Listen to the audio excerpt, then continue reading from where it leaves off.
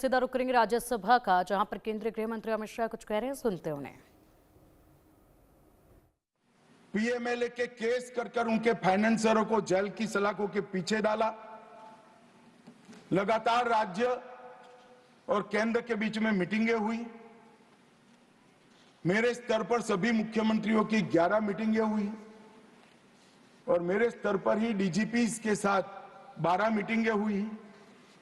हमने डायनेमिक रणनीति बनाई, स्ट्रेटेजिक लोकेशनों पर सुरक्षा बलों को तैनात किया और मान्यवर विकास तो वहां पहुंचना चाहिए। हमने बजट को भी 300% बढ़ाने का काम किया है। मान्यवर 14 से 24 में 1100-503 किलोमीटर हाईवे बनाए, 20,000 किलोमीटर ग्रामीण सड़कें बनाई। पहले चरण में 2343 मोबाइल टावर लगाए, दूसरे चरण में 2542 मोबाइल टावर लगाए और 4000 मोबाइल टावर लगाने का काम अभी चल रहा है। पूरा नक्सल एरिया अब मोबाइल कनेक्टिविटी से लैस ये दिसंबर के पहले हम कर देंगे। मान्यवर निर्मला जी और अश्विनी भाई यहां बैठे हैं। नक्सल प्रभावित जिलों में 1007 बैंक की शाखाएं ये सिर्फ 5 साल में खोलने का काम हुआ है। 937 एटीएम बनाए और 5731 डाकघर बैंकिंग सेवा के साथ खोलने का काम भारतीय जनता पार्टी ने किया। 48 के 48 जिलों में कौशल विकास योजना पहुंची। एनआईए का एक मजबूत वर्टिकल बना। 1143 वहीं से ही आदिवासी युवाओं को भर्ती करके सुरक्षा बलों में लिया और हमने 6 नए हेलीकॉप्टर वहां जवानों के रेस्क्यू और रिहेबिलिटेशन के लिए बनाए।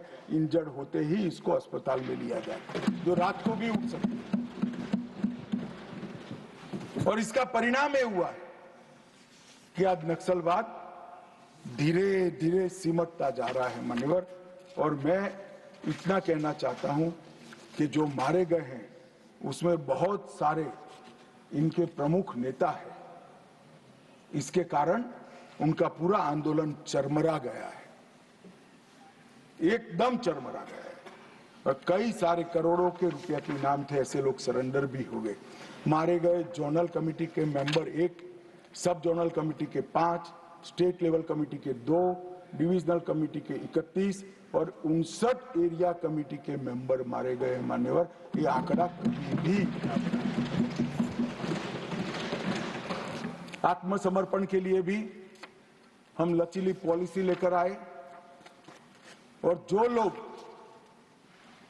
हमारी सरकार की घोषणाओं के पीछे मखौल उठाते कि कई सरकारें बदल गई, कुछ नहीं हुआ, मैं बड़े आनंद और विश्वास के साथ कहना चाहता हूं, ये सरकार के रहते ही ये देश नक्सल समस्या से मुक्त हो जाएगा। मान्यवर, इसमें किसी को सरकार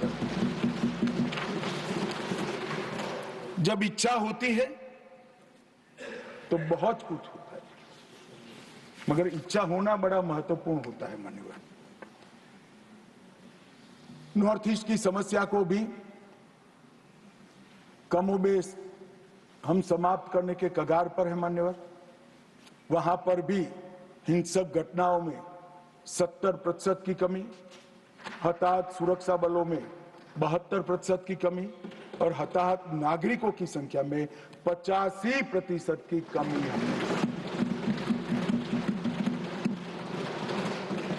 हमारी सरकार आने के बाद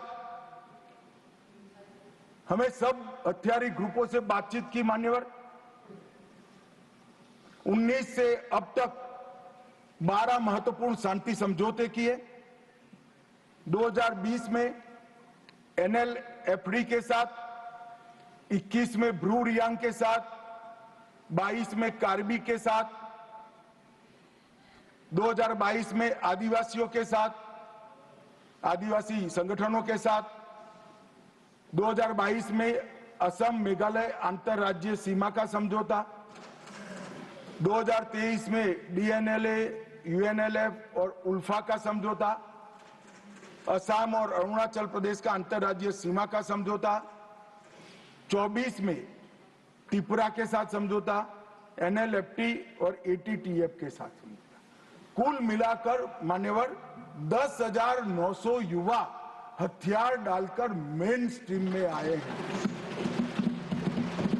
मैं अभी बोडोलैंड जाकर आया हूं मान्यवर, हजारों युवा आज विकास के रास्ते पर चल पड़े हैं, अपनी ही बोडो मातृभाषा में पढ़ते हैं, अपना ही धर्म अनुसरित करते हैं और विकास के काम करते हैं।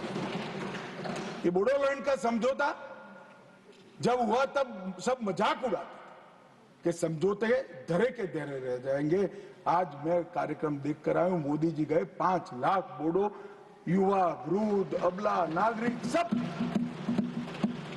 मैं कुछ दिन पहले ही बोडोलैंड जाकर आया हूं और परिस्थिति बदल गई है। आसाम के अंदर 5 लाख करोड़ का इन्वेस्टमेंट का एमओयू होता है।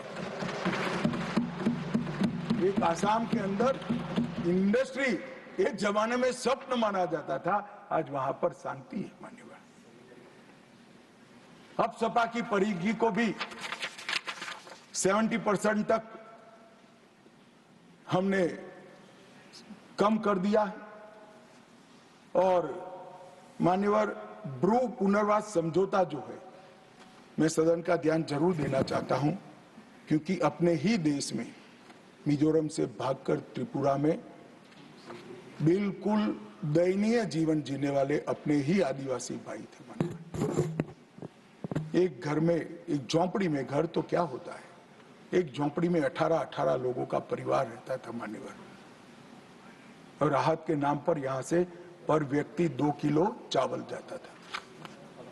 हमने सबके सब 37,000 ब्रू रियांग परिवारों को 150 यार्ड का घर दिया, एक सामुदायिक भवन दिया, स्कूल दी, हेल्थ केयर का एक पास में ही दवाखाना दिया और सभी घरों से 2 युवाओं को स्किलिंग कर आज उनको स्वरोजगार की दिशा में आगे बढ़ा रहे हैं। मैं 8 महीने पहले वही क्षेत्र को देखकर आया हूं जो मैंने 5 साल पहले देखा था। आसमान जमीन का फर्क पड़ा है और सारे ब्रू रियांग भाई दोनों हाथ जोड़-जोड़कर अपने ईश्वर से नरेंद्र मोदी को दुआ देते थे, मांगते थे कि भगवान भला करे। ये 6,935 परिवार, 37,584 लोग, उनको नर्क के जीवन से बाहर निकालने का काम नरेंद्र मोदी सरकार ने किया। ये जो कहते हैं ना संवेदनशीलता चाहिए, संवेदनशीलता क्या होती है, थोड़ा समय निकालकर ये ब्रू भाई के घर पर जाकर एक चाय पीकर आइए तो मालूम पड़ेगा संवेदनशीलता क्या होती है। मान्यवर, हमने विकास के बजट में भी 153% की वृद्धि की।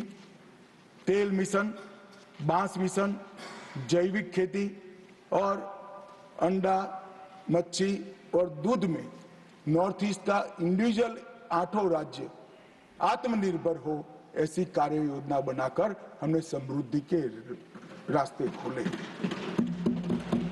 मान्यवर, 17 विद्युत परियोजनाएं, 40 जल आपूर्ति, 44 शिक्षा की, 43 स्वास्थ्य की, 7 खेल की और 4 पर्यटन की नई परियोजनाएं 70% भारत सरकार के बजट से गई।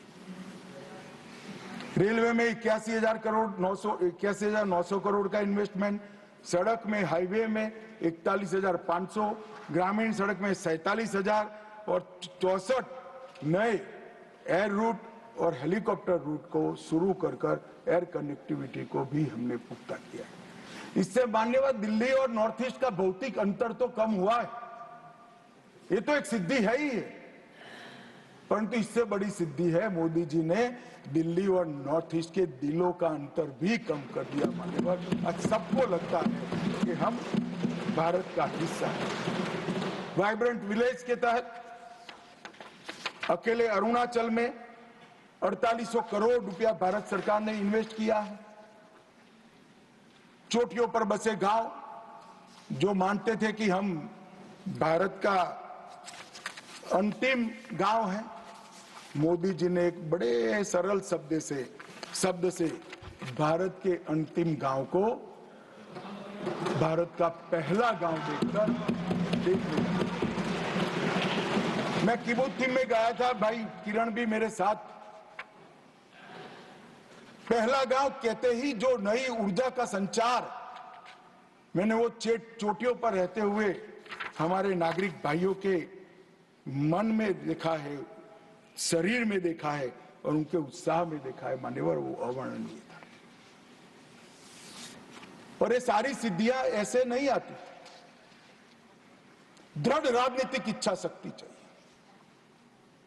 वोट बैंक की चिंता करे बगैर कठोर फैसले लेने का मादा चाहिए और देश की समस्या ही का निवारण ही अपना लक्ष्य है, इस दृष्टि से काम करने की नीति चाहिए। इसके साथ साथ मोदी जी ने आतंकवाद के खिलाफ जीरो टॉलरेंस को धार देने के लिए कानूनी आधार भी बड़ा मजबूत किया। 2 अगस्त 2019 में एनआईए एक्ट में संशोधन कर नए अपराधों को समाये, विदेश में भी जांच का अधिकार मिला, यूएपीए में भी संशोधन कर दिया गया, आतंकवादियों की संपत्ति जब्त करने का हमें अधिकार मिला, व्यक्तियों को भी आतंकवादी घोषित करने का अधिकार मिला, डी रेडिकलाइजेशन के प्रयासों को भी कानूनी ताकत देने का काम हुआ, मैक को रिवैम्प किया गया, मैक के अंदर साइबर सुरक्षा, narco terrorism, gun running, organise crime और उभरते हुए कट्टरवादी हॉटस्पॉट मैक के रिपोर्टिंग का हिस्सा बनाए गए, नेशनल मेमोरी बैंक बनाया गया और नए जो संशोधन करे, मुझे बरोबर याद है कि दिग्विजय जी कहते थे इसका दुरुपयोग हमारे सामने होगा। दिग्विजय जी, आपके सामने नहीं हुआ। जब मैं एनआईए का संशोधन लेकर आया तब मुझे बरोबर याद है दिग्विजय सिंह ने कि इसका दुरुपयोग होगा, आपके सामने नहीं हुआ। हमने 57 आतंकवादियों को आतंकवादी घोषित किया, जिसने देश की सर्वोच्च अदालत में मान्य 23 संगठनों को मान्य। हमने अनलॉफुल एसोसिएशन घोषित की और मैं आज गर्व के साथ कह रहा हूं 19 से 24 के बीच में हुर्रियत के सबसे सीरियस टाइप के 14 ऑर्गेनाइजेशन आज 14 के 14 बैन कर दिए गए। मान्यवर, हुर्रियत का अस्तित्व जिस हुर्रियत के साथ एक जमाने में बातचीत करते थे, पाकिस्तान के बातचीत करने के लिए मीडिएटर बना था, आतंकवादी संगठनों से बातचीत करने के लिए, वो हुर्रियत को हमने समाप्त कर दिया, जमीन के अंदर गाड़ दिया।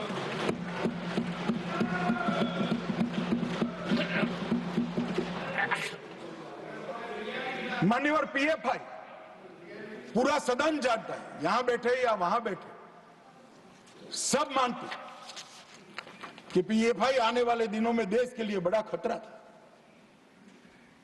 मगर जो खतरों को दूर से नहीं देखते वो देश को खतरों से नहीं बचा सकते। मुक्त दर्शक बनकर, मुक्त प्रेक्षक बनकर खतरों को देख नहीं रहे। जिनके हाथ में शासन की कमान होती है, इनकी जिम्मेदारी होती है खतरों को दूर से देखकर उसको उगने से पहले, उठने से पहले समाप्त कर देना।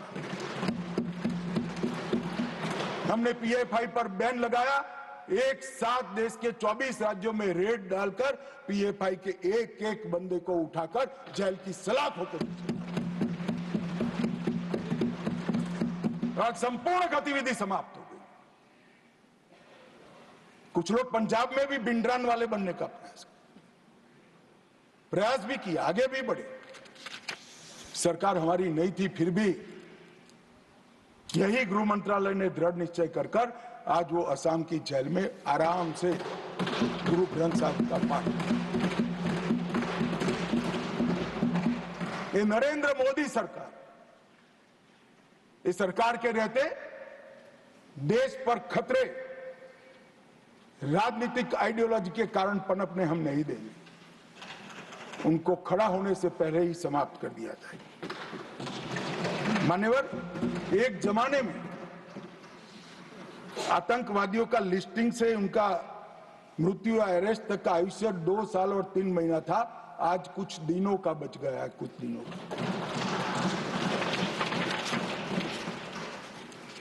हमने 15 सूत्रीय इंटीग्रेटेड योजना बनाई जिसमें जिहादी आतंकवाद के लिए नॉन प्रॉफिट ऑर्गेनाइजेशन और हवाला, इस पर तवाई की।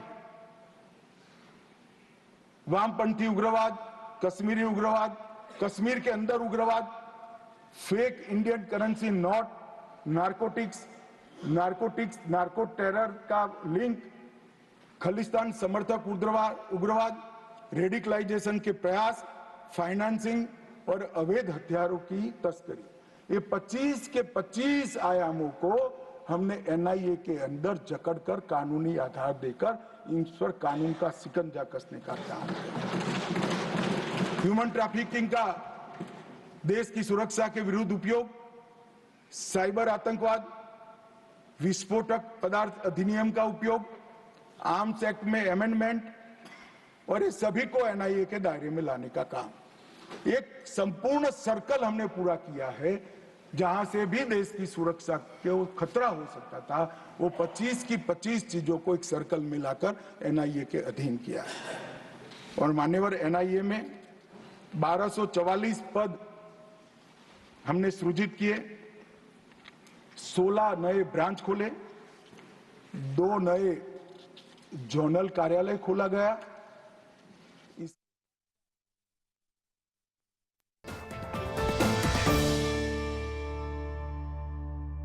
यशस्वी प्रधानमंत्री श्री नरेंद्र मोदी के मार्गदर्शन